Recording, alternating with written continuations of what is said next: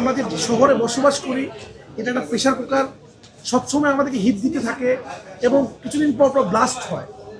তো এই কারণে এই সিনেমার নামটা প্রেশার কুকার। আরেকটা কারণ আছে, প্রেশার কুকার নামটা লেখা পি দিয়ে নাম আমি খুঁজছিলাম, কারণ পি ওয়ার্ডটা আমার জন্য খুব লাকি।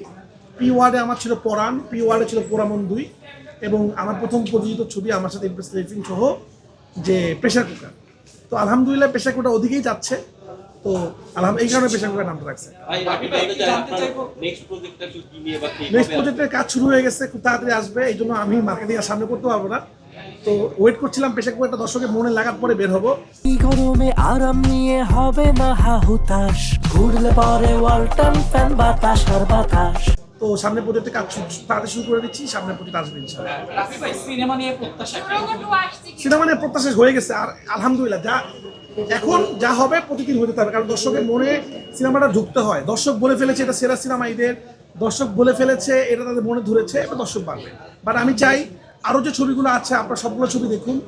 সবগুলো সিনেমা যখন ব্যবসা করবে তখনই সিনেমা, কারণ আমার সিনেমাটার বাজেট তুলনামূলক কম, এটা রিকভার হবে খুব একটু তাড়াতাড়ি। কিন্তু আমাদের ঈদে অনেকগুলো সিনেমা বের হয়েছে যেগুলো বাজেট অনেক বেশি, দেশে বাইরে শুটিং করেছে। তো আপনারা যদি বেশি বেশি সিনেমা দেখেন, সিনেমার টাকা উঠবে, ওই সিনেমাগুলো টাকা উঠলে তারা আরও সিনেমা বানাবে। তো আমি চাই সব সিনেমা ব্যবসা করুক।